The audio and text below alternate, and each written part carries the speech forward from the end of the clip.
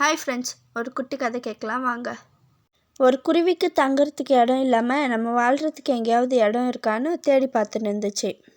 அங்கே 2 மரம் இருந்துச்சு. இந்த மரத்துக்கிட்ட நம்ம போய் கேட்டு பார்ப்போம், இந்த மரம் நமக்கு இடம் தந்துச்சுன்னா நம்ம குழந்தை குட்டியோடு இங்கேயே சந்தோஷமாக வாழலான்னு குட்டி குருவி நினச்சிச்சு.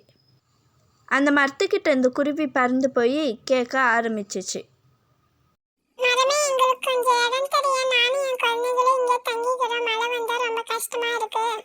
அதெல்லாம் முடியாது, இடம்லாம் உங்களுக்கு தர முடியாது, இங்கேருந்து ஒழுங்கா ஓடி போயிடுங்க அப்படின்னு மரம் சொன்னதும் குருவி சோகமாக போயிடுச்சு.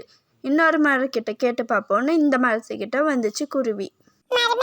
எங்களுக்கு கொஞ்சம் இடம் தரியா, நாங்க தங்கிக்கிறோம், நானே என் குழந்தைலாம் ரொம்ப கஷ்டப்படுறோம் மரமே. அப்படியே குருவி, நீ தாராளமா தங்கிக்கலாம், நான் உனக்கு இடம் தரேன், நீ ஒன்றும் கவலைப்படாதே. இந்த குருவியும் அதோட குட்டி கூட அந்த மரத்து மேலே சந்தோஷமாக வாழ்ந்து வந்துச்சு ரொம்ப நாளாக. திடீர்னு ஒரு நாள் ஜோனு மழை இடி புயல்னு வந்துச்சு. அதில் ஃபஸ்ட்டு குருவியை தங்காதன்னு சொன்ன மரம் உடஞ்சி விழுந்து தண்ணியில் மிதந்துன்னு இருந்துச்சு. இதை பார்த்த குருவி நக்கலாக கிண்டல் பண்ணுச்சு.